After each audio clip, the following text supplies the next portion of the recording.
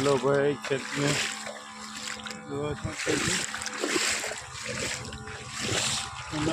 देखो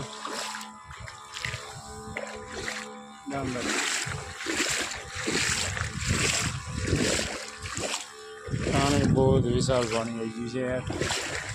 बीजू देखो पानी શું કરું છું યાર પાકમાં પણ મજા અંદર છાંટવાનું કામ ચાલુ છે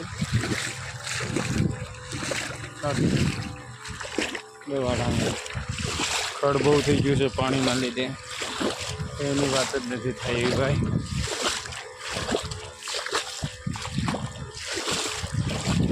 વરસાદ ચાલુ થઈ ગયો છે ધીરે ધીરે